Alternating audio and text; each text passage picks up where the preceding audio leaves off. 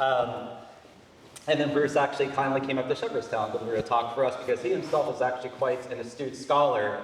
Indeed, most recently in 2022, he won the very prestigious George Washington Prize for his book, Washington at the Plow, The Founding Farmer and the Question of Slavery, which Harvard published in 2021. But we brought Bruce here today because, as has been suggested and as many people know, the real power behind this relationship, of course, is Susanna. And Bruce first met Susanna before he in turn met Bill. And we're hoping we can get some insight, perhaps, in Susanna's authorship, as he suggested with many words. But what we're going to do is offer probably a 20, 30 minutes exchange between the two. As many of you know, Bill is a person of profound humility, and we really had to find an opportunity to spotlight him. And so we thought this conversation might be the best means to do so. And then from there, we'll open it up, and we welcome stories, anecdotes. Steve, if you want to continue drilling them, please. We can end on a high note. But once again, thank you all very much. This has been a tremendous couple days. Again, I think Angela and Heather and I, I'll speak for all of us, and just saying thank you. I mean, I think the measure of Bill is very much by the people with whom he associated and the communities that he created, and this has been an incredible testimony to that community that he's fostered so well throughout his life and his career. So thank you all very much. And with that, I'll turn it over to Bruce. Thank you, Jim. And thanks for inviting me to do this. And I'm going to start just by asking about the title of this conference. Since Jim told us yesterday it was your choice to call it Rewriting Southern History, what were you trying to convey with that? And well, I think of course, it's a play on the Writing Southern History, which was a Festschrift volume that appeared in honor of Fletcher Green, the great historian, UNC historian.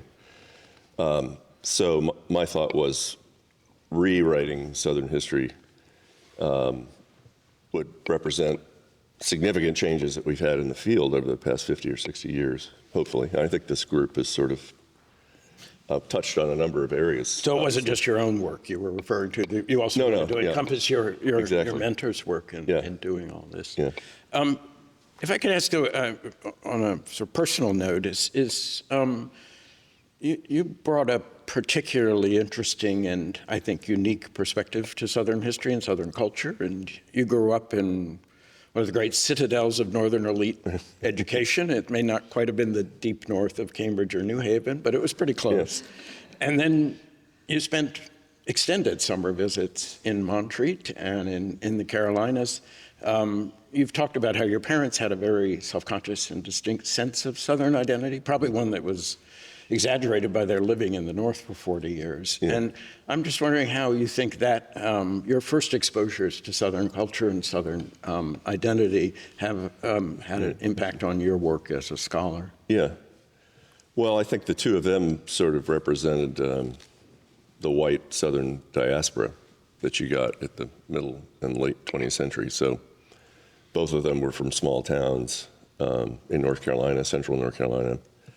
My mother from Davidson, where her father was a member of the faculty of physics, actually. And then my father grew up in Mount Pleasant, which is only 30 or 40 miles from Davidson. And then, of course, they met at UNC, which was and perhaps maybe still is the citadel of learning in a public university in the South. So, yeah, they spent 50 years in the North, but they did have a tenacious Southern identity. They were very much attached to Southerners. They wanted to make sure their kids were raised the proper way, that they didn't pronounce certain words inappropriately, especially a New Jersey accent that was considered very low class by my mother especially. But we had regular visits, or really whole summers we'd spend in the North Carolina mountains. And that, so it was a mixture. And, all of us, before children, and they all went to college in North Carolina. So that's, I think, rather telling comment. My father once said that, why would you go to Princeton if you can go to the University of North Carolina? that point a little cheaper too. That was a motivation. But did you feel any kind of tension or distinction? I've heard your sister has talked about how you would go to Montreat in the summer and people would make fun of her accent. Yeah. Yeah. Oh, yeah. And you were there for more than just a couple of days. Right. I'm just wondering if you saw any tension or just contrast between your life in Princeton and your knowledge of North Carolina as a kid. Well, I think that my parents certainly felt that North Carolina was a more civil place, and they valued civility. And part of that was what they thought was, the good things in the culture of North Carolina. And they did very much. I mean, we would go to the mountains for almost 3 months a year, and they would. I remember New Jersey schools started after Labor Day, and by the middle of August, Montreat was a ghost town. So, you have 2 or 3 weeks before the start of public schools. I think the other thing I'd mention about the Southernist question is all of our friends, their best friends were Southern. So there's an attachment there that, drew their best friends, I think, together because of a shared sort of identity, Southern identity. And speaking of Southern identity, that term has come up a lot during this conference. It's in the title of your most recent book. I don't remember people using that exact term when we first started. I mean, people talk about what defines the South, what's distinctive about it, but I think Southern identity has become a more common term among scholars. How has your sense of Southern identity changed over the course of your scholarship?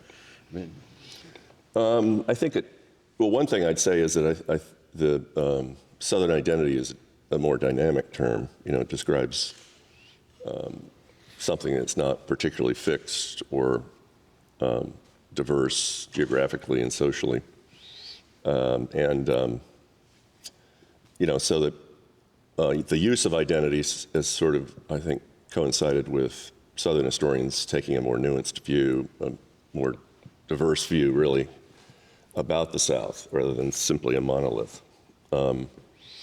Clearly, all across fields, people are interested in, things like memory studies, a variety of things that sort of addressed in scholarship of the last 30 or 40 years, particularly. I came to graduate school at Virginia in fall of '77. I came with Susanna and Marjorie Sproul, and you had been there 1 year, but the four of us had a lot of classes together. I remember it as a very exciting time to be approaching Southern history. I'd always considered myself an early Americanist, I still do, but suddenly I became an early Americanist specializing in Southern history. At that time, I remember a sense that there was a very strong awareness that Southern history had a political importance and a potential to speak to politics in a way that other subfields of American history did not. I mean, C. Vann Woodward still reigned supreme, even though it was 25 years old. Yeah. And Jimmy Carter had just been elected before we started graduate school, and some of it serious, some of it now seems a little silly, but there was a lot of talk that Southerners brought a different perspective to politics and that Carter would bring, I think Woodward even reaffirmed that. Yeah. I don't think we'd accept all of what we were thinking in 1977 now, but I think Southern history has always had a strong political perspective and the potential to speak to political events. In your work, I think one of the most consistent themes, even as broadly as you've published, one of the most consistent themes is this constant continuing tension between traditionalist, often Christian-based, often rural South, versus a particular strain of white liberalism. And that goes from your dissertation through your Graham biography and lots in between.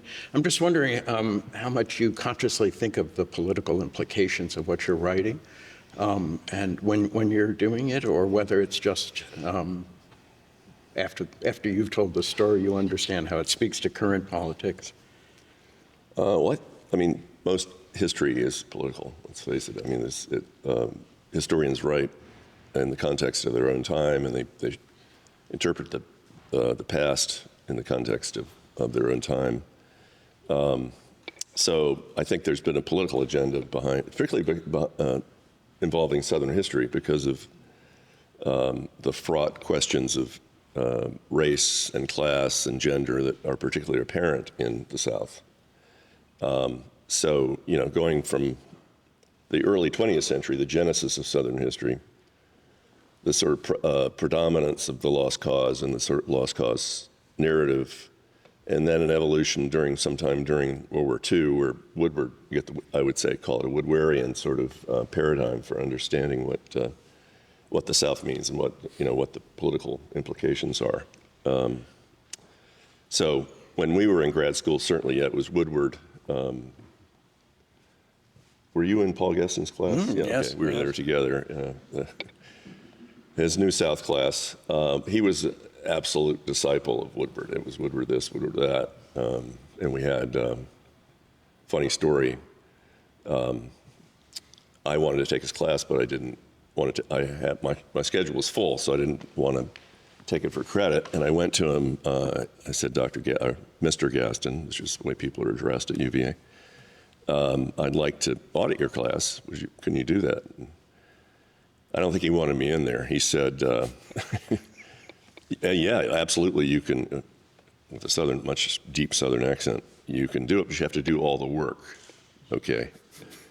And the final paper, and if you remember this, Bruce, was a paper on Woodward, on origins of the New South. And each person took a state. So you had a diversity of states. We never got those papers back. Just saying. I mean, but circling back to your question. That goes on. Yeah. I distinctly remember my paper. I Yeah. Virginia. You did Virginia. I did learned Alabama. a whole lot doing it, but yes. Let's speak ill of the dead, I guess.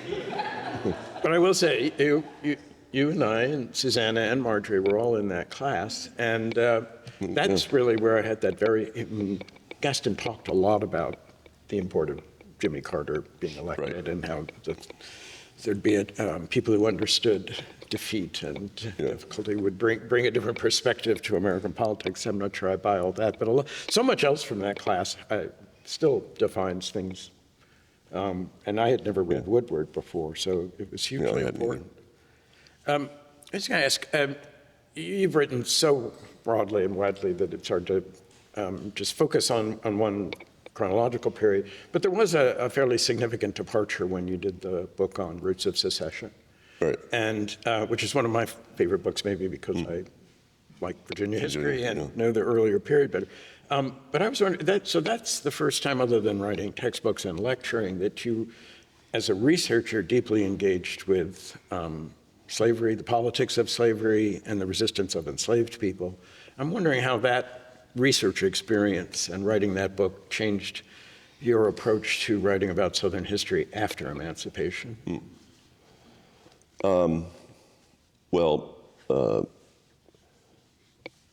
What I would say about that book to start with is that it had its genesis in a rather horrific seminar that Susanna and I took with Michael Holt.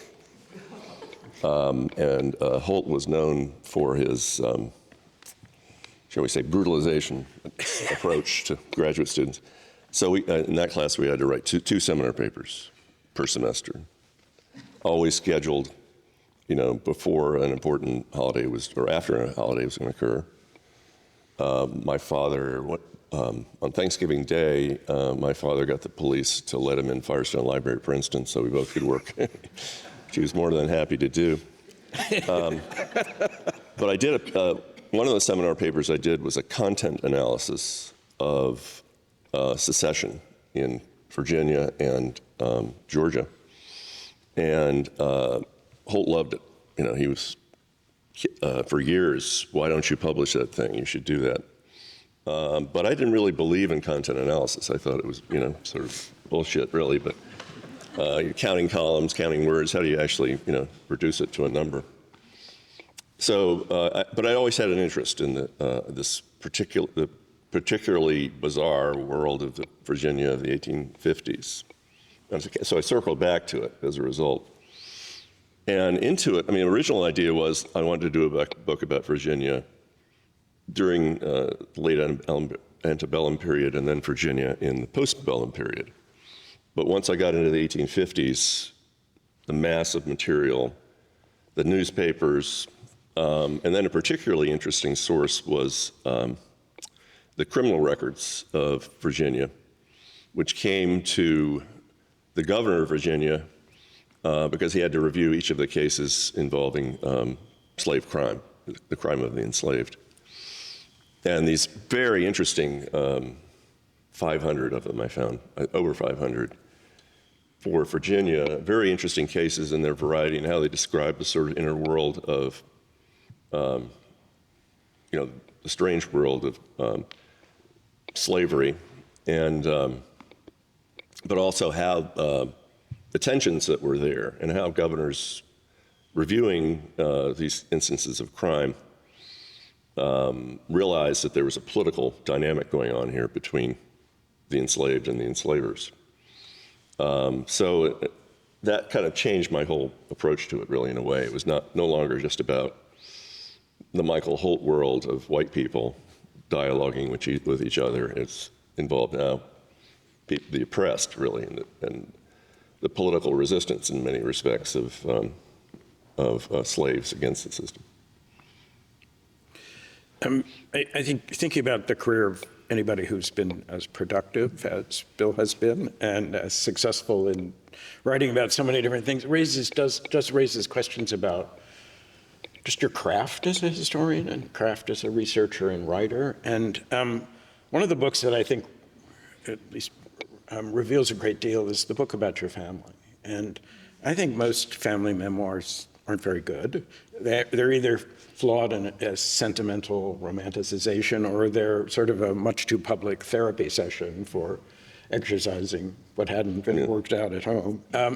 But I started reading that book. I was very excited to read it because I had the privilege of knowing Bill's parents, and I couldn't wait to read it. But I started as more as just sort of gossip and reading somebody's correspondence. But I started reading, and my first reaction was, this is the work of a consummate historian. And he just so intuitively or naturally contextualizes and historicizes your parents. That's not easy to do. And I think it speaks to a quality as a historian.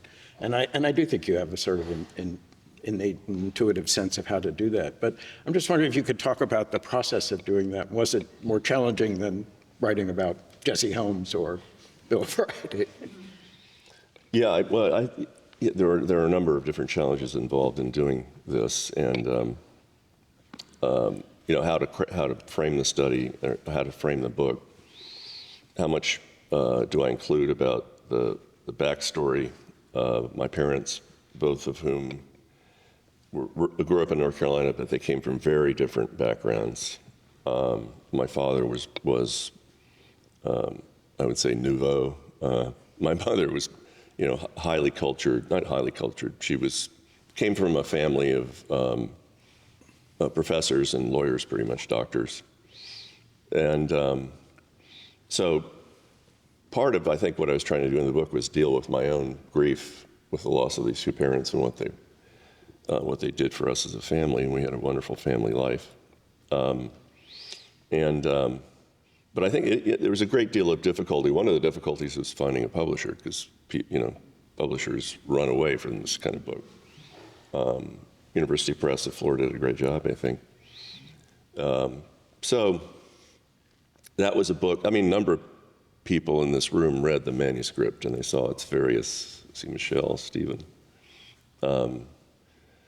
They gave great advice, and a lot of it was to sort of reduce the book to the core of what having these two individuals as parents meant. I think I thought all about what I just said when I first read it. I went back and looked at it last week before I came here, and I was also struck by the challenge of, for the first time, you read all this enormous amount of correspondence of people you thought you knew extremely well. Right. And I'm just wondering if that experience changed the way you approach other correspondence, and how do we read correspondence and make sure we're contextualizing it in the right time and not bringing our own presumptions or presuppositions to it. Yeah. Well, as you mentioned, after both of my parents were gone, I found basically 4 boxes of correspondence between them. They became engaged at the end of World War II, very proper, ultra proper, and they were separated for long periods. My dad was teaching during the war. He wasn't in the military, but he taught military trainees at NC State. And then 1944-45, he was in New York City. He spent as the small town guy going to the big city. And so they corresponded, and you could see their relationship kind of grow over time and mature through the correspondence. In addition, my dad would go to Washington, D.C., usually for several months a year, because the Wilson papers were there. And so there were long separations there and a long correspondence, 4 or 5 letters a week often at the peak of it. So you had that kind of richness, and that's what correspondence can help. It can help humanize people, better understand them. My mother, I think I found more about my mother in a sense, or I felt like I knew my mother better in her background, particularly her concept of social justice. I wasn't aware that my mother was a very modest person, certainly, not self-centered, and she was, for the 1930s, she went through the kind of liberal channels that she had, and met my dad at the University of North Carolina under the guise of Howard Odum. There's a story about Howard Odum in which he was known for probably inappropriate comments to graduate students, and he called my mother in one day, and my mother was dating Clifford Krebs, who was later married Juanita Krebs, the Secretary of Commerce under Carter. And Howard Odum called my mother and said, I know you're going out with Cliff Krebs, but that's not somebody you want to marry. The person you want to marry is this guy, Arthur Link. And he was geeky. He was obnoxious very often. He talked too much. That was in an interview. Ben Wall said that Arthur talks too goddamn much. When they tried to go to baseball games, he was constantly self-promotion. But somehow they clicked intellectually, I think. And you can see that in the correspondence, how they clicked. And the way it sort of matured over time. And especially that year in New York, I think it was a very interesting experience for him. It opened up worlds for him. He stayed at the International House in the Upper West Side, which had this huge international component. He was exposed now to new cultures in a way that he hadn't before. And you can see him that sort of thing happening to him as well. So that particular correspondence, I organized it. I kind of put it in folders. I scanned the correspondence. I'd have a personal copy, and now it's at UNC in Southern Historical Collection. Shifting gears just a little bit, bringing it back to this conference, is I've followed your career very closely. You've always talked to me about your graduate students. Occasionally I've met people at the Southern. But it was really at this conference that I found it incredibly moving to see the connection that they have with you. And I just wondered if you could talk about how you became a mentor. What were your models in doing that? And what were you trying to bring to your students that you've obviously done so successfully? Well, clearly I was modeling myself in part, at least, on my dad. And he was particularly insistent about language, worked a lot of sort of extra effort in terms of working on dissertations, reading dissertations.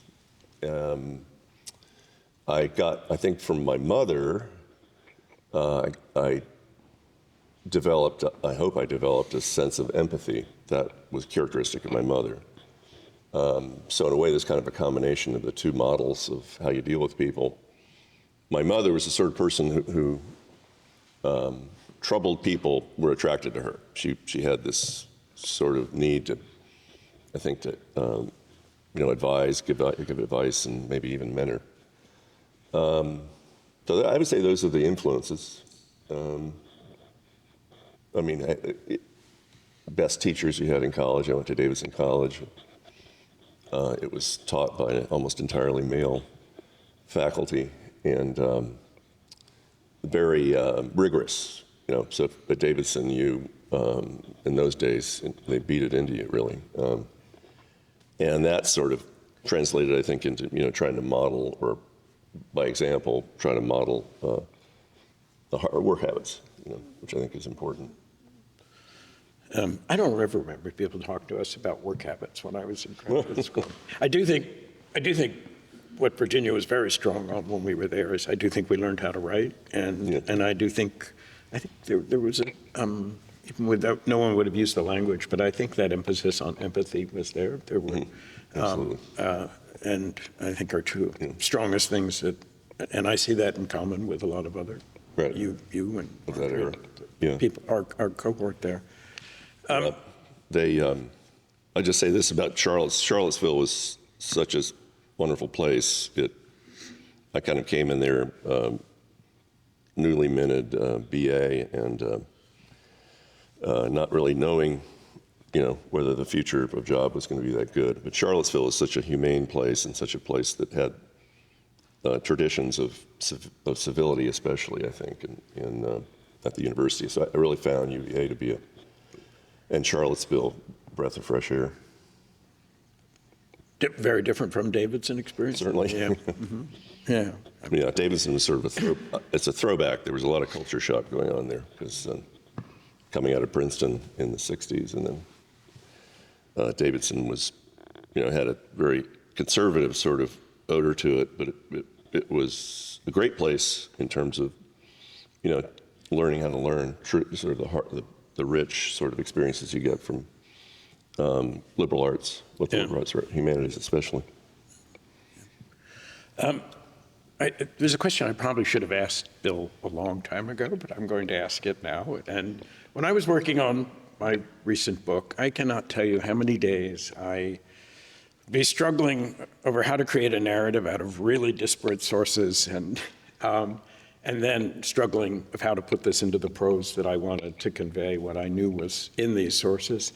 And, there were many, many days where if I wrote a full page, I was feeling really successful. But again and again, I'd be at the keyboard and I think, how does Bill do this? And can you tell us anything about just the mechanics of how you approach a new project, how you organize materials to do it so quickly and so well? No, I sort of, once you're into the research, intellectually, what I like to do is sort of build it from the ground up. And, once you're into the research, it's possible to sort of have a general outline and then outline in more depth.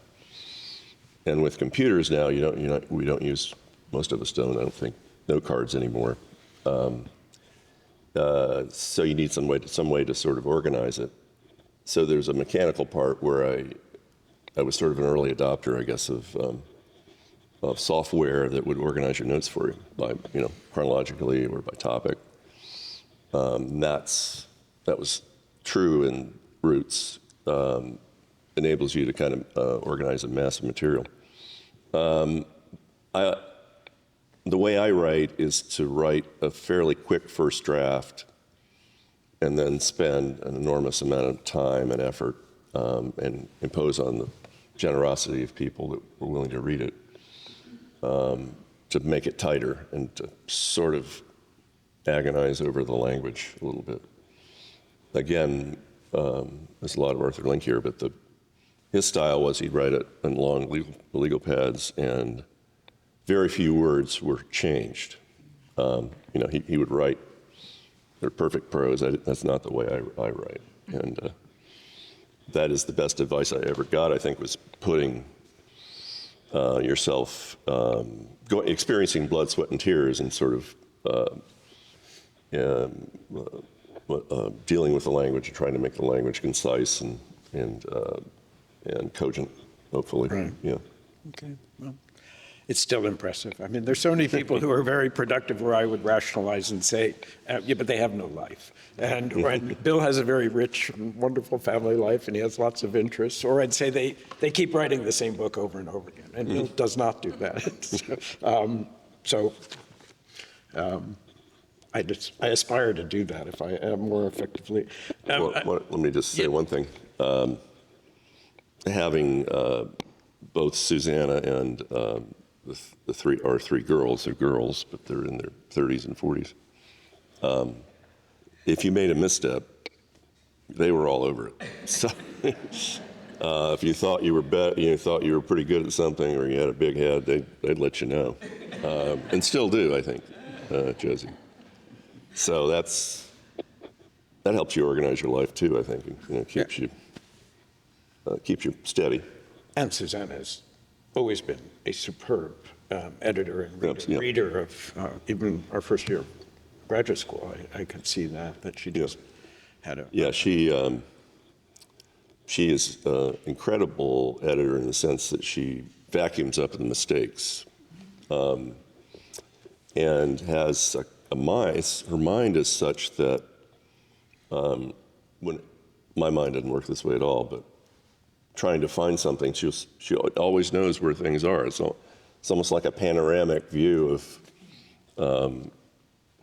a house, and she's almost flawless in the way that to me, that's a very mental ability of a high order.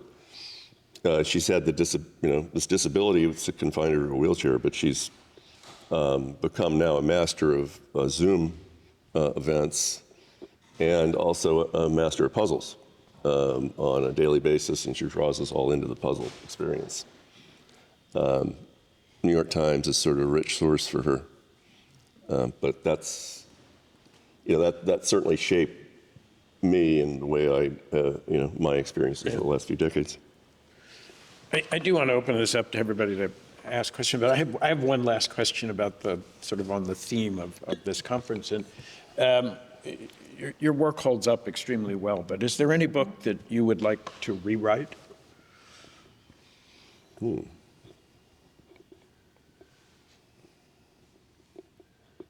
I don't think so. It's almost like, once the book's in print, it's got a life of its own. There's nothing you can do, really. You can do a new edition. For most of us, we don't do new editions. So they kind of, to me, this compartmentalizes it, and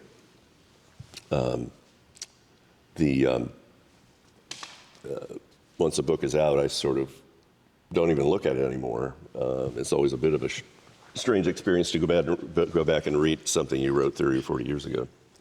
But so I'm not. It feels good when you like what you wrote 30 or 40 years ago. Yeah, it looks very good. That's not too bad, actually. I actually think the books that are deeply researched and empirically based, the way yours are, they hold up very well. If they were well done to begin with, they still serve that purpose, even if you might have written that subject very differently 20 or 30 years later. So. Yeah, well, about 10 years after after Paradox came out, Paradox of Southern Progressivism, Journal of Southern History published an article that really completely attacked me on the way in which I understood prohibition. And that's, anybody who's an author, you're sort of you're wedded to your words, and that's like a gut punch when you get that kind of thing. And I was complaining about it, and one of my friends said, well, at least they're still paying attention to the book 10 years later.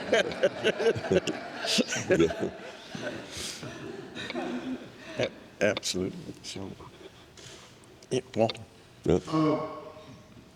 Bill, rewriting Southern history. You've been on the UNC press board. How do you see publishing, and what lessons did you learn from being on that board that people can take? Well, that's a very good question. I think the world of academic publishing, if we want to be more specific, is in very bad shape. A number of university presses, Missouri, LSU, I think we're almost Stanford Press, we're all going to go out of existence. It's very much a distinction between the haves and the have-nots. Presses like, obviously, Princeton, Harvard, Yale, UNC have stable finances, and they have some sort of appropriation that keeps them going.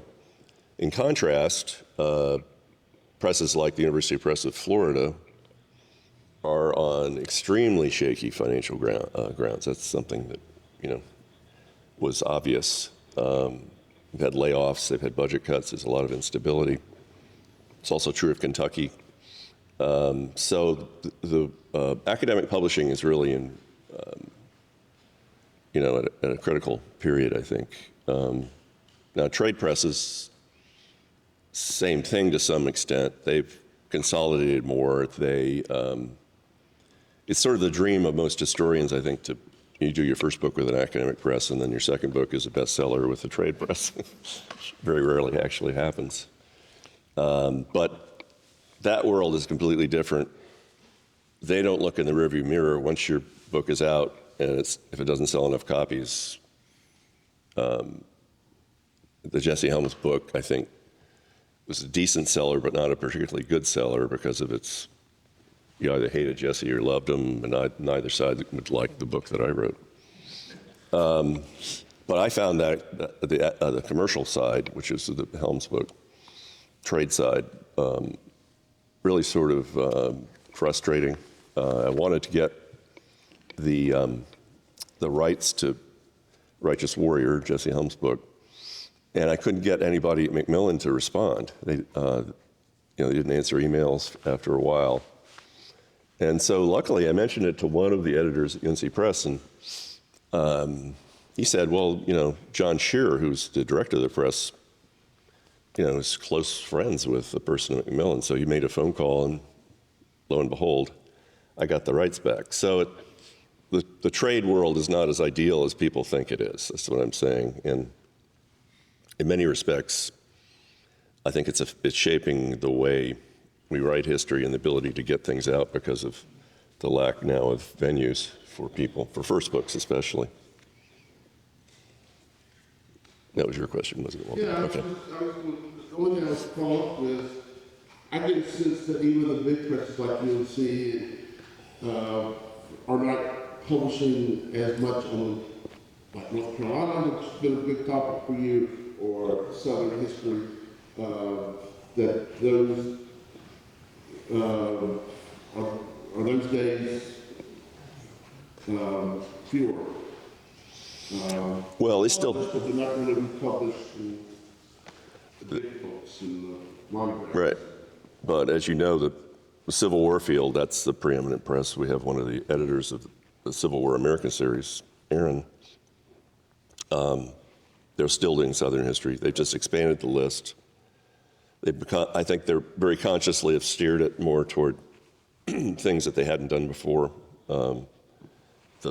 The Justice and Power series that has produced a large number of really high-quality work.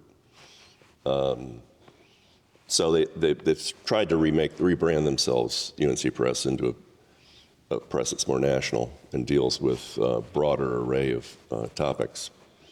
But for a Southern historian, still, the gold standard is UNC Press. Maybe Harvard. Some of us here published with Harvard. But if you're writing a first book, UNC Press is high prestige, and people understand it's sort of the top of the food chain in terms of history of the South. Uh-oh. You've written about paradoxes, but I wanted to ask you, how do you resolve your own paradox in being a lover of opera, which I think you got from your parents, took me to the Met, great seats, Yeah. and an your really favorite, your love for the Grateful Dead. right. How do you make this come? Well, you know, the Dead were consummate musicians, and the way that they brought together different influences, the blues, bluegrass, rock and roll, and the core of their experience for a fan of the Dead, maybe a Deadhead, is the live experience, live performance. The Grateful Dead produced some studio albums, but the core of their work is the 2,000 or 3,000 concerts they gave over that span of time. And opera as well. It's an art form was intended to be performed live, and the particularly a Verdi opera or a Wagner opera, the richness of those productions, the sight and the sound and the experience are maybe, it might not be too much of a stretch to say that, you know, that's like a Grateful Dead concert. Have you ever smoked any grass in an opera? No. At a Grateful Dead, yeah, I have.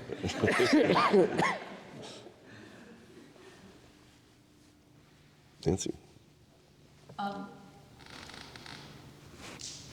You would, well, we're all kind of the same era, grad school, and those of you at UVA and I was at Penn. And women's history was a brand new field. There weren't many women in grad school at the time. I think women were getting 12% of the PhDs when I went to grad school. But of course, a lot more women were coming in, and women's history was growing. And from the very beginning, you seemed very open to that. You know, I mean, when I first met you, you already had, you know, master's students and undergraduate women were supportive of women's careers. And I'm sure because of your family, your mother, your wife, your daughter, you know, that gave you a lot of experience interacting with women that maybe some male historians didn't have, but it seemed to me more than that. I mean, I went to the Southern History Association meetings, the Labor History Association meetings with people of my generation, and most of the men were just dismissive. I mean, they thought women's history was a threat to labor history and, you know, tried to keep us out. And in the Southern, I remember Drew Faust telling me before my first Southern when I got to USF, she said, just don't be insulted if people just ignore you. You know, like, you have to have a thick skin if you go to the Southern as a young woman. And so I just wonder, how did you come to have this ease with women students, women colleagues, because it wasn't automatic, even if you had a family that supported you. Well, I think it would get back to what you just said, which is my mother. Was a very strong presence in our household, and also a person who I very clearly was a feminist. She did the thing that 1950s households did, where you went home and had 4 kids. But when we went to grad school, this would be the late 70s, basically mid to late 70s, there weren't women at all in the faculty ranks. I mean, it's just astounding if you think about it. We were just talking about this last night. The UVA had no women, right? There was one year when there was a visiting professor, but not of women's history. But there was no tenure track woman that first year we started graduate school. Yeah. And not many after, but. Yeah, and It makes Penn look better. They had 3. well, yeah, that would be a major center, and it was, I guess. But we were talking about this last night, Marjorie and I. The contrast between a faculty that's completely white males and a graduate student population that's becoming increasingly female created, I think, a disjuncture that ultimately, you know, transformed the profession. So that's, you know, I don't know how Certainly, well, the other thing I'd mention is this. When I went to UNCG in 1981, UNC Greensboro, there were a lot of women. I mean, because it was the Women's College at the University of North Carolina. So the department head was female and Sob.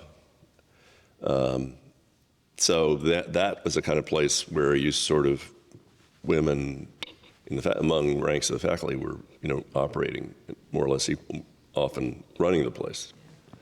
That was a little bit different, I think, about UNCG. Davidson was all male my first year, and then increasingly, then the succeeding classes were female. And I thought that was a very bizarre thing to be in a single sex. I mean, for a male especially, with the male energy. Different case, I think, when we talk about women and women's colleges. So anyway, that was part of my experiences, and I hope, reflects the way that my mother,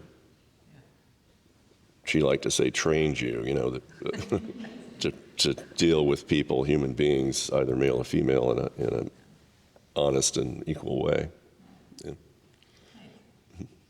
And I committed to a positive diversity of the profession, too. Yeah. I believe you were involved in the hire of the first tenure-track gay historian. Yep. And first in the country, so. John D'Amelio, who was, great, writer, very productive, and he published his first book on the rise of gay rights movement in the late 60s, Stonewall.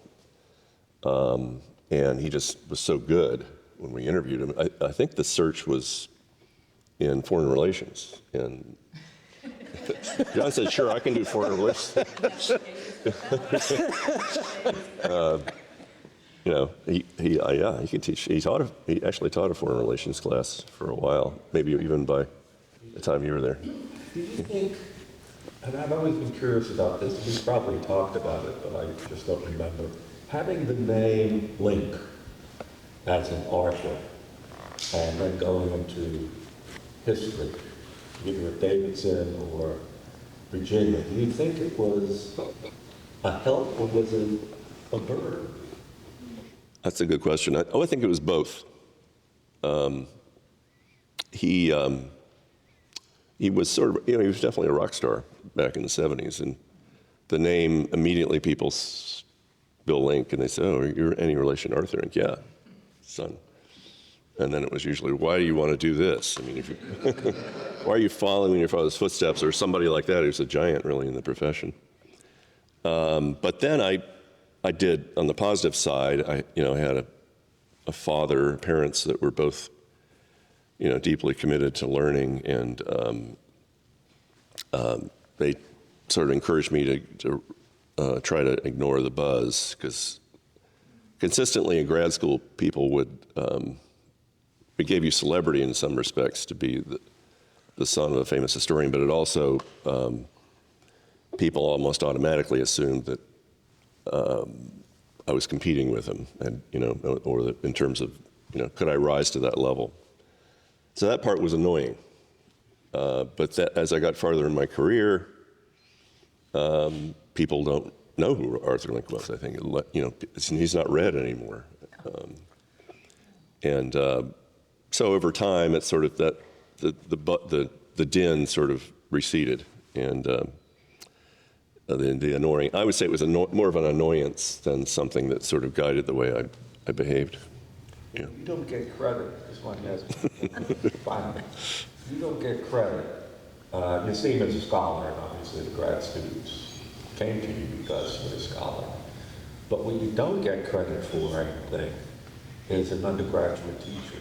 That you are one of the few senior professors who, at the end of your career, as at the beginning of your career, you were teaching the U.S.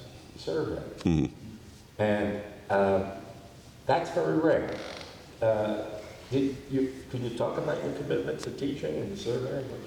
Why you continue to do it when your colleagues were probably happy that adjuncts were doing it? Well, I've always liked undergraduate teaching. and particularly teaching among an array of people that haven't taken that much history or aren't interested in it. And one of the most wonderful part of coming to Gainesville, the University of Florida, is the students that came here, graduate students and undergraduates. I think the PhDs we've produced in Southern history can compete anywhere in the country right now. So it, what was your question again? I need more coffee here. Oh, survey, yeah. So the survey here, especially as of a year ago, they suddenly decided that everybody needed to take civics as a requirement, which would be American history. So our classes, John can attest to this, I think, is that still the case? It's a tremendous challenge in terms of staffing. So if you step forward as a senior faculty member and offer to do it, I think it's a good example for other people. I've always liked but I've always liked teaching the survey because you can sort of move through 150 years of history quickly and with wild abandon often, and nobody's going to know the difference. But it's been really rewarding, certainly the graduate students, but also the undergraduates. I think our undergraduates are as good as anybody in the country as well. We get the best students from the state of Florida, 22 million people. So. I wanted to move kind of go way back to Nancy's question and Rose Stevens, in that, first of all, John was really a sense of fun regard. And in fact, he's sort of how I came to meet all of you, because I came to you and to work with him and then discovered the other good folks who were there. Yeah. But I was prepping for this event, I read and looked over a lot of your books, and Nancy's question about how it impacted women in your life and your generosity towards all of the diversity of your students, including myself, who showed a fairly diverse at UNCG several years ago. And yet, what you write about is a lot of white men. And I'm wondering how that informs how you write about essentially powerful patriarchal white men. On some level, I'm sort of grateful that someone wants to write about these people. And I appreciate the touch you bring to them, but I'm wondering, sort of looking back from the woke mob at your work, and wanting people to see the subtleties of your approach to subjects that are probably not in some ways sympathetic to the values maybe a lot of us share. Yeah. Good question. I think a lot of what, my work is really all about dead white males, a lot of it. But at the same time, submerged in there, I think, are questions of race and gender that, are embedded in the book. There was a famous session at the Southern Historical in 1993 in Orlando, which was, I think, generally regarded as a disastrous meeting. Were you there, Nancy? You probably were, yeah. There was a session that I was on the panel with Ed, we used to call him Eddie, Ayers, about his new book, Promise of the New South and then Paradox. And one of the commentators was Ann Scott. And she went after both of us, but especially me. She was peeling the skin back. And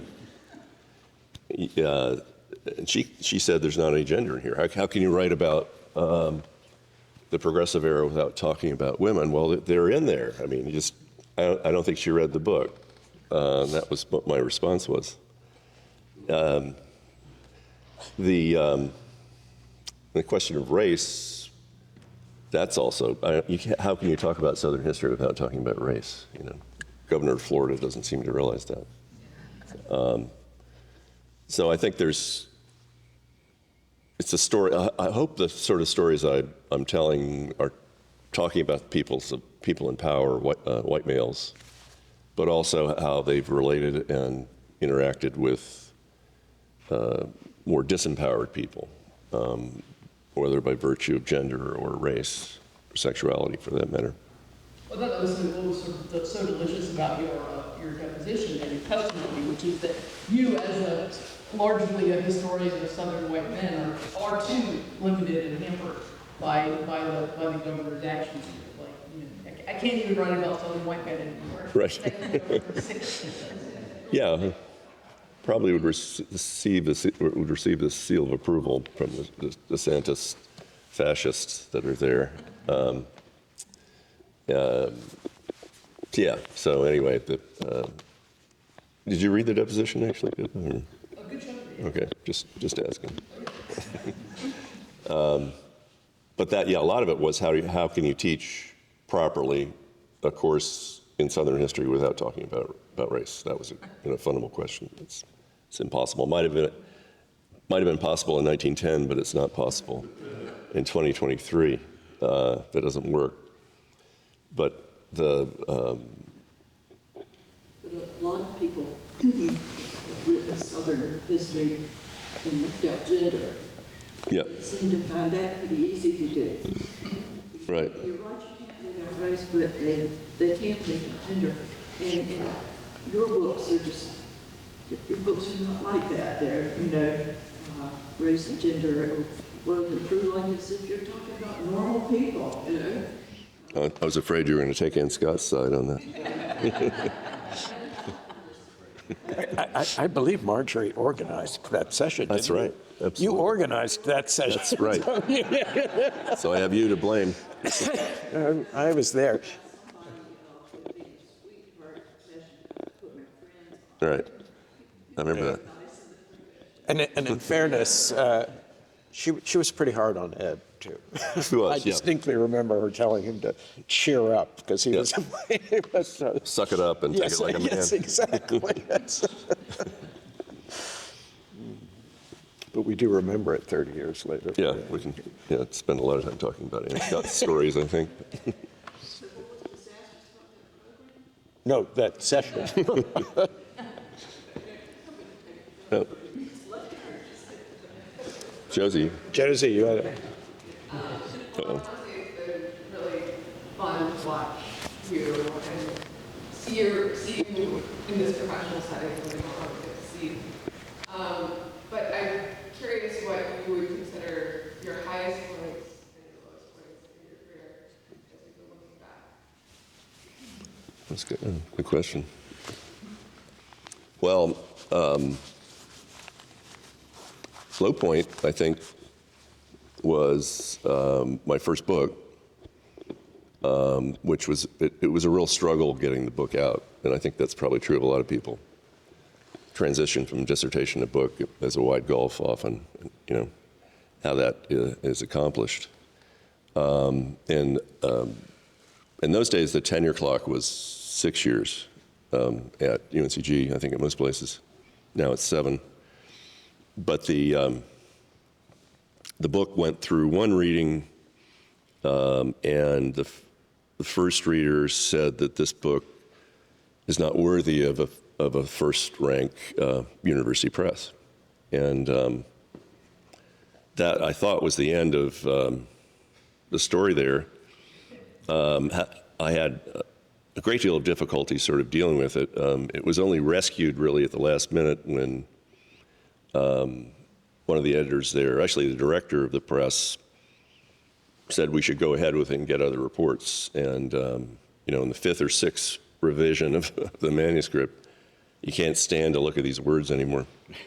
The book was much better as a result, I hope.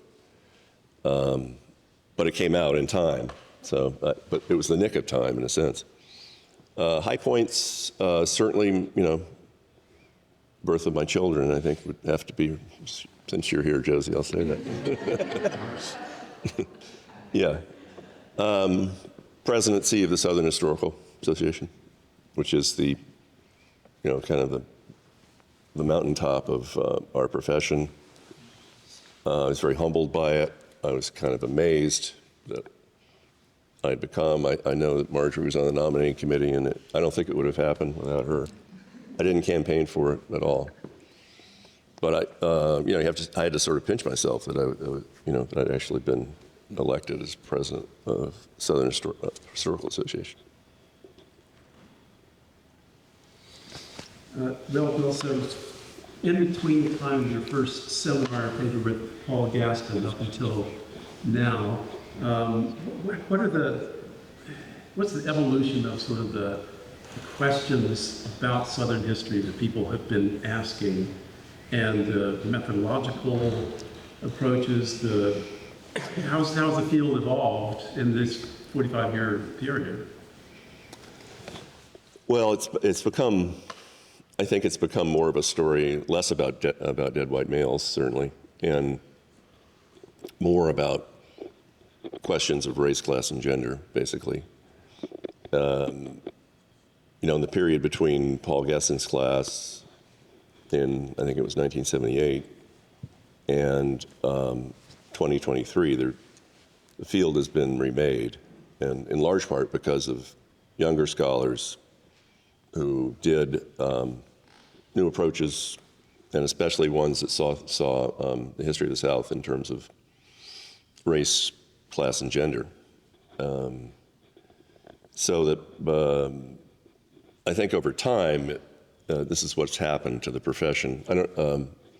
We've been reading, Suzanne and I have been reading Jim Cobb's biography of C. Van Woodward, and that's, I think, a telling book in terms of understanding the ways in which Southern history changed and the way Southern historians changed. I've mentioned this to a number of you, but Van Woodward doesn't come out very well in this book. He comes across as a person really didn't want to be a historian to start with, was a sort of indifferent graduate student. Wrote, of course, Origins of the New South, which catapulted him into fame. Strange Career of Jim Crow. Cobb spends a lot of time talking about that, how it was written, and particularly the ways in which Woodward evolved on race, and how he no longer saw the goals of the older civil rights movement as in sync with what younger African Americans had to say and how they approached things. And then later, the Herbert Aptheker disaster, which put him on the wrong side of a free speech issue and academic integrity. So that's a big change. I think the post-Woodward and Woodward students still shaping the field over time. People don't read Van Woodward anymore, so that's been a major change, and I think it's sort of defined the way the field is, in some respects, sort of fractured. Could I ask a related question? When you mentioned the Woodwardian ethos about the field then, it occurred to me, part of what I find dissatisfying about Woodward is the irony and the reliance on irony, which can, I think, so easily lead into cynicism. And it occurred to me that I don't ever find that in your work. So I wondered if you could talk a little bit, and I think in the field as a whole, not that we've left irony behind, but it seems to me, you seem more, in the books that you've written, more earnest about trying to understand these people in a way that doesn't come from trying to find, as I think you do sometimes with Woodward. He was never expressly political, but there was a kind of deep undercurrent of dissatisfaction with the kind of structural dynamics, which I think we misdiagnosed in many respects, about how the South had worked over time. And so, this is related to your comment about not, we're all writing in our context, but we shouldn't be writing sort of explicitly politically. And so I guess I wonder what you think about not sort of the topics of Southern history, but the kind of, the kind of culture of our writing, or the métier, or I'm not sure what the right word is here. I think it's interesting. I'm looking around, I'm thinking there's a couple of Michiganders over here that are doing Southern history now. There's obviously a hugely more diverse range of people writing Southern history, and we're writing about a much broader range of people from the past. So the subject has clearly changed, but I wonder if you can sense a shift in the tone and the kind of attitude about the South as a place that has happened over the course of your career. Well, going back to Woodward, I think he wrote Origins in a time in which Southern liberals wanted to demonstrate to the rest of the country that they were in the national mainstream. So there's a lot of that in there. My dad's PhD dissertation was on Woodrow Wilson, but it was on Woodrow Wilson in the South. He was Fletcher Green's student. And was also trying to, I think, show that there was a Southern side to liberalism, that the South wasn't a benighted region. Woodward, reading the Cobb book especially, his close reading of Origins, there's a little flavor of the Lost Cause in there, that's still in there. And the ways in which he deals with issues of class, certainly of gender. There's no gender, and it would be shocking if there were.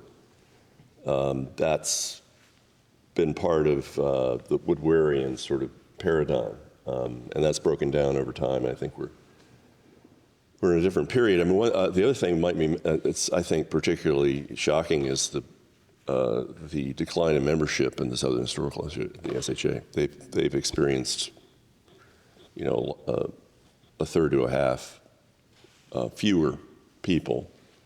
Old timers died off. The new timers, they haven't really recruited. I think the association's now more aware of the need to recruit and to be more diverse as well. It's got the racial reckoning matter that Stephen talked about. So all this is part of a profession that's changing, or a discipline in history South that's changing. And part of what Bruce said earlier about the nationalization or Southernization of the country is part of that process in the late 20th century or early 21st century. Nelson? So, as we discussed about today, there's so many books that you've written. I'm just wondering if you ever had a work or a project that you intended to do or you started down the path of doing that did not work out. Very good question. If you did, if you could tell us anything about that. Or maybe they all worked out. The ideas in one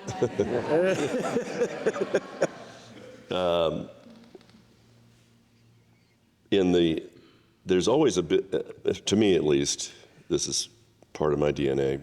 When you finish one project, to me at least, there's always, what's the next one? And it's a period in which you can be a little sort of worn out by the process of trying to figure out what the topic is. To answer your question directly, one of my ideas, I had several. One was to write about Lincoln, Abraham Lincoln. Lincoln books sell. But then suddenly there were a bunch of books on Lincoln. I mean, how many? I guess there can always be more books about that. So that's one thing I thought of. The other, another idea that I had was to do a sort of a social and environmental study of the Roanoke River. But that was an imposing topic, and it was a little scary to do something in an area which the boundaries weren't very clearly defined. Well,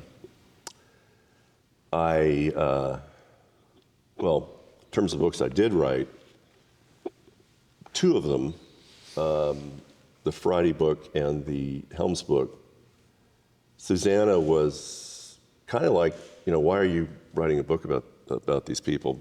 In the case of Bill Friday, he's alive. In the case of Helms, he's alive too, barely. But Helms was so hated, How can you write about somebody that is, viscerally so venomous in the way that, he dealt with politics? And anyway, so Susanna's advice was, you don't need this. Why do you need to do this kind of book? And but I went ahead anyway. Yeah. The Friday book was, it is an interesting experience to have your subject alive. So with him, he was completely open to conversation. He made no effort to shape well, he did make subtle efforts to shape the book, but he didn't read it until it came out. He was sort of an ideal person to write, about whom you could write a biography. And when I drafted the earlier chapters, I went back and talked to him again, another round of interviews, and I had particular things I was trying to get to. He opened up his private files to me. Incredibly generous person, I think really sort of amazing. I think my admiration comes through. So Susanna's fears, I don't think, were well-founded in terms of, endangering my career by taking on this icon of public life in North Carolina, and then also Jesse Helms is another icon representing the other side. The three biographies that I wrote, I think I like to think of them as a trilogy, and particularly the contrast between Graham and Helms, representing what North Carolina, this basic tension that exists in North Carolina between the world of the Triangle, the Research Triangle Park, and the world of all these small towns around North Carolina. Helms knew how to deal with and excite the small town world of North Carolina, and on the other hand, Graham, represented this sort of the angels in terms of forces of light, whereas Helms represented the forces of darkness in many respects. AJ. I have a question about sources, right? So a lot of times we talk, most of the time we talk, pursue the subject that has the sources. How do you pursue your subjects or your topics? Perhaps sometimes there may not be as many sources, or the sources may be inaccessible. I remember you telling me a story about the archives. They want you to come back after they found out what you really were writing. Right. So that could be a case where the sources are there, but you can't access them. Or you love a topic and you feel like it could be out there, but you may not want to start too much writing. Yeah.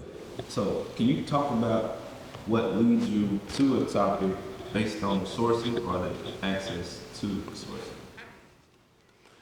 Well, just to be specific, I think the great majority of my books were written from sources that were traditional manuscript and archival materials and were handled professionally. I did have an experience with Hampton. They had the papers of Hollis Frizzell, who was a white president of Hampton University. Archivist there was Fritz Malval, was his name. His name came back to me. And I don't think anybody had been through those materials. And there was some question of accessibility, but it wasn't run like a professional archive. The other example would be the Helms Center. If you've ever been on Highway 74, I believe. Is that right, Madison?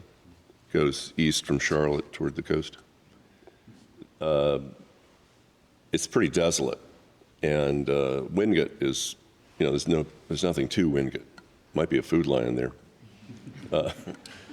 And there, plopped in the middle of this, right on the highway, is the Helm Center. I had no idea whether there was material there or not, but I discovered to my delight that the archivist there was a former student of mine, actually my first MA student at UNCG, Joe Jackson. And so she was kind of my, secret agent friend. They would slip me materials. The director of the Helms Center, John Dodd, would slip me materials that tried to demonstrate that Helms wasn't a racist.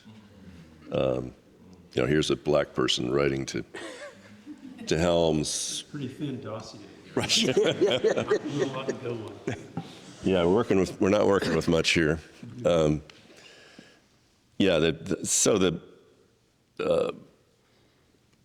was flying under the radar, the best way to put it. And I think subsequently they kind of closed the whole thing down for a while. They made it inaccessible to researchers.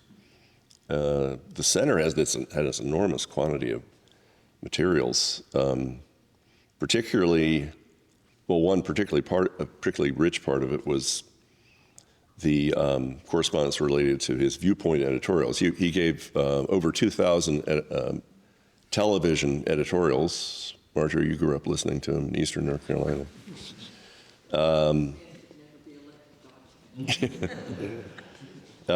And, you know, he kind of honed his message.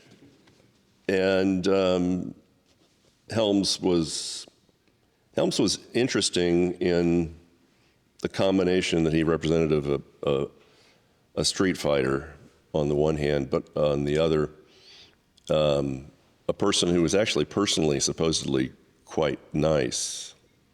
And I interviewed a number of reporters, and they all said that Helms, you know, if they had a choice between a lunch with Jesse Helms or Jim Hunt, they would choose Jesse Helms. He was more of a personal.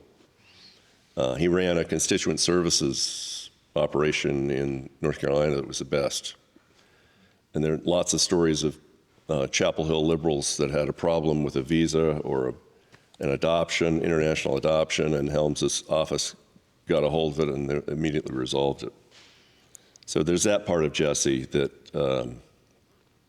you know, that I think people don't. I'm not defending Jesse Helms, don't get me wrong. And I'm sort of, I guess, yesterday people were avoiding the topic of Helms. I've been talking a lot about Helms. But that's a case, I think, in the Helms Center where, you know, you had to approach it differently in terms of navigating the people that own the material and aren't necessarily going to follow the same rules of access that you have in, say, the Southern Historical Collection. Yeah. Yes, Alexis. That's a good question. I look for, in terms of writing biographies, I look for interesting people, you know, that tell us something about how we live today. The past can be can teach you a lot through history if you go back into the past and understand what, you know, what's transpired. I hope I think the subjects of my biographies are interesting and complex. I think generally you'd want, and this is particularly true when you first start to write books or articles, the importance of something new. So trying to say something that hasn't occurred to people before. Try to explain or debate with other historians about a particular topic, or maybe that it's a difficult topic to get a hold of. I mean, Origins of the New South, that book by C. Van Woodward, was impregnable in terms of its influence on the profession.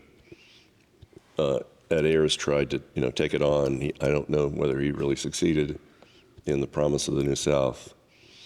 In the end, I think he sort of punted the question of how he compared to Origins, how his book, Promise of the New South.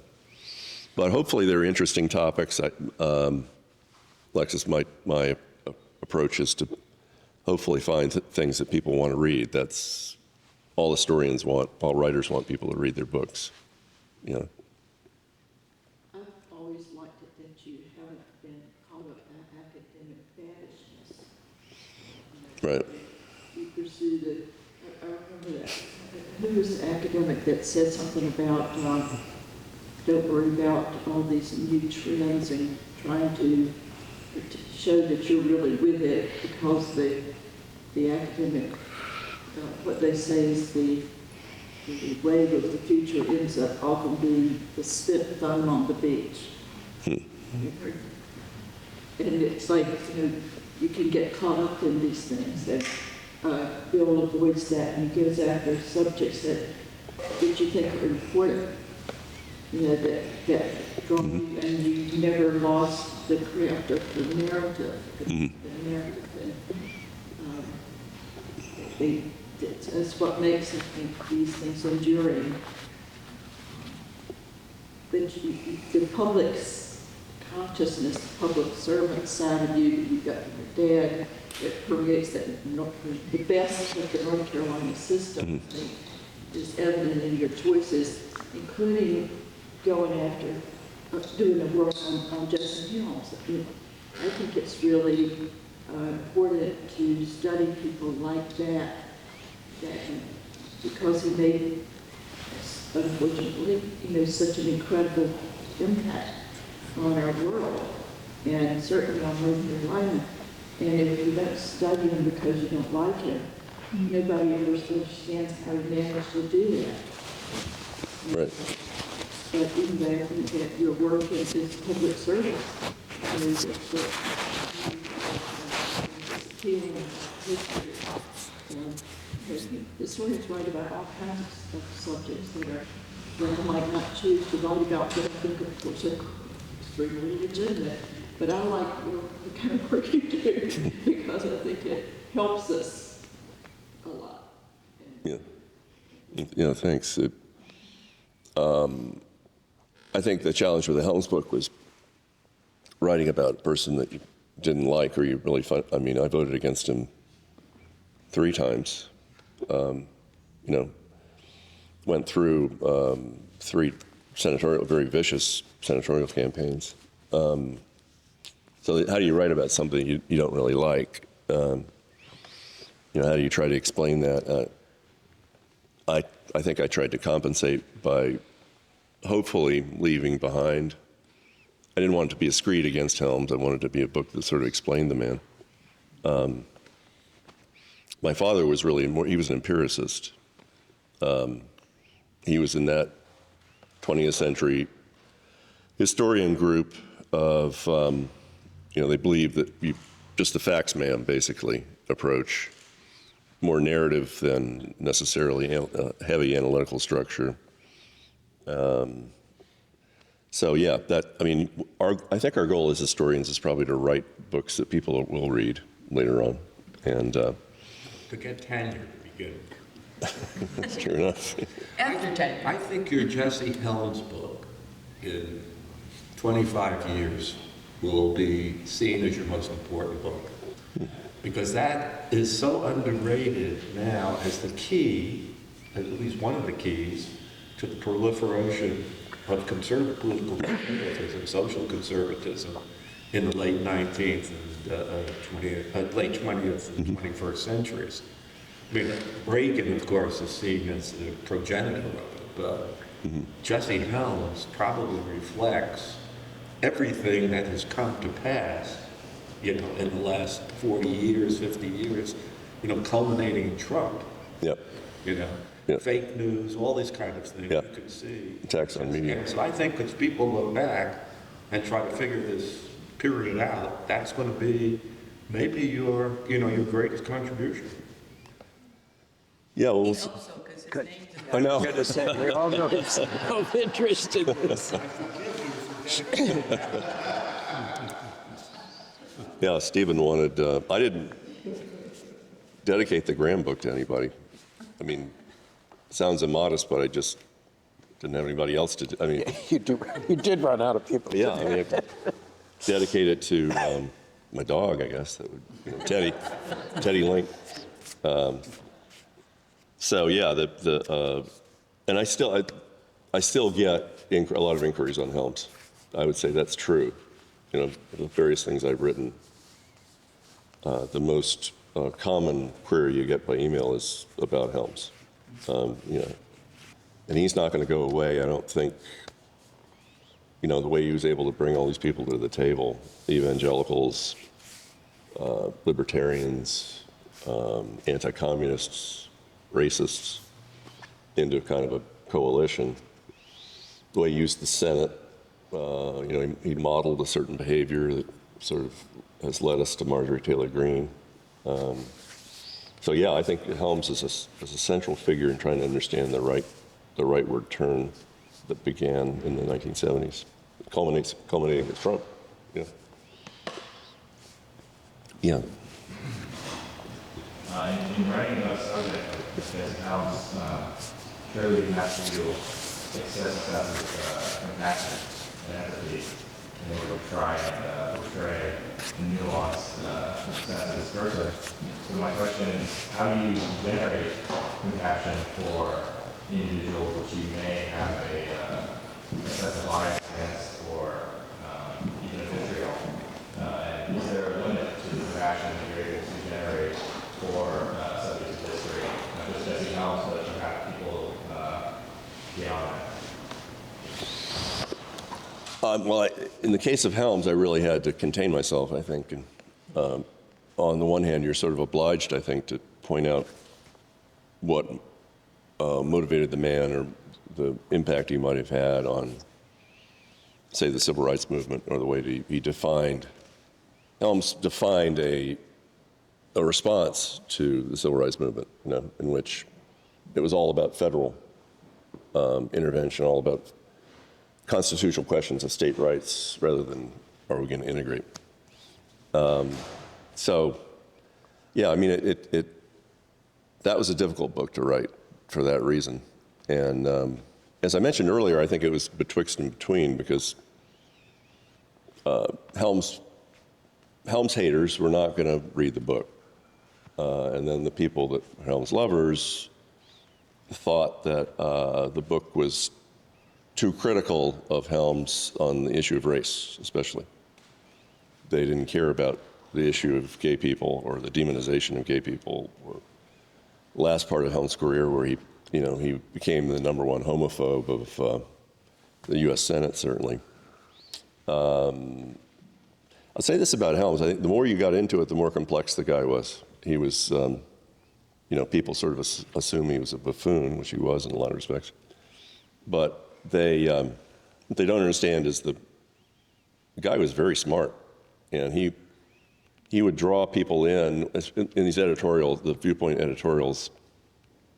People would write in, and back then you had the fairness doctrine. So if Helms made a political statement, there could be a response. He would be glad to enable that response, but he also laid traps along the way.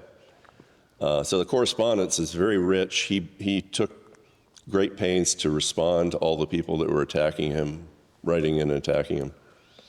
Responded usually in a very clever way. So he was a much more complex person, I think, than it first appears, and but definitely hard to write that book, I think, for sure.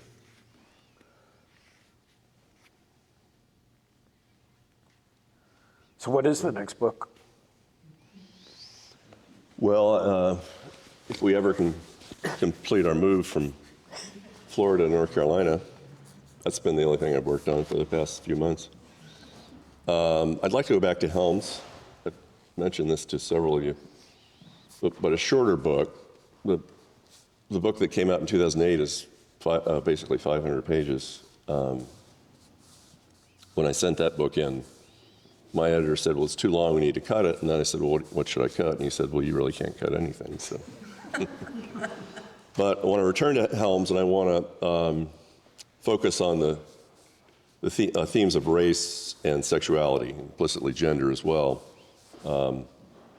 and how those two things were so tightly woven into Helms's message. And that jumps out at you, I think, that by the time I finished the book, that seemed to me sort of a central thread in Helms's career and message.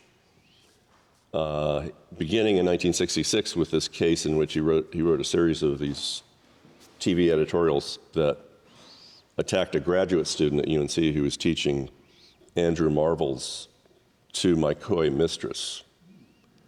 And to Helms, that represented all the bad things that UNC represented, which would be not only liberalism, but gay people, the protection of individual liberties, and the case of this graduate student kind of escalated into a whole thing. But it's a good example of how Helms used themes of sex, certainly. As you move through his career, he's the leading opponent of the ERA in the 1970s, helps defeat the ERA, the adoption ERA. Subsequently, there are episodes. There was certainly an episode with the ERA, this sort of event that he organized and used to kind of push back against ERA supporters.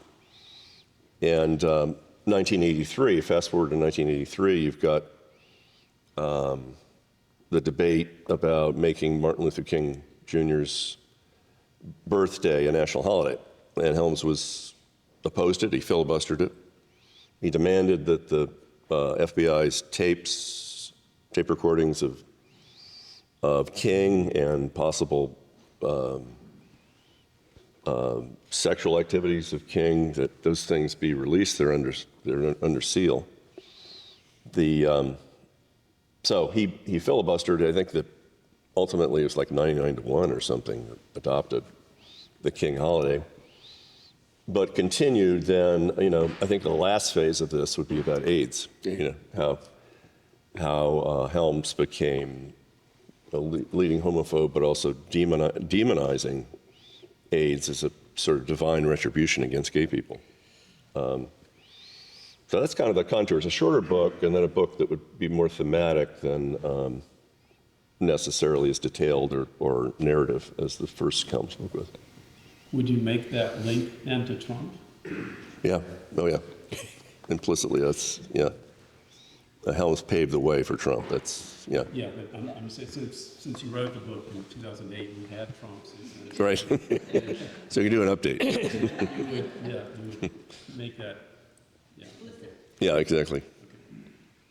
I did a Washington Post thing and made that point, that Helms was the bridge to Donald Trump, and the way that Helms, particularly the way that Helms turned rural and small town North Carolina into a political base. And that's what's up. Okay. Well, yeah, certainly. There's not a good biography of Schlafly either, is there? I don't think Critchlow's that good. Critchlow? Critchlow. Yeah. Yes. It's a thorough biography. Yeah. There's another biography that was done ages ago by a journalist that's pretty good. But of course, I would recommend my book.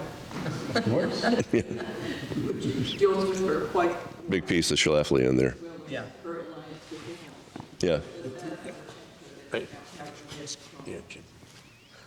The three biographies you have, North Carolina, Jill Grady's a big biography of Terry Sanford. Yeah. Put that context of maybe 4 big leaders in Yeah. Well, there's a book by Howard Covington, which really isn't very good. And yeah, no question. I mean, Sanford is, we need a good biography of Sanford. I'm not sure I'd take that on, but that's absolutely true, Walter. Yeah. We're looking at a hotel checkout. Uh-oh. But so unfortunately, thank you, Bill. Well, thank you, Bruce. Enjoyed it. Thank everybody for coming. Means a lot.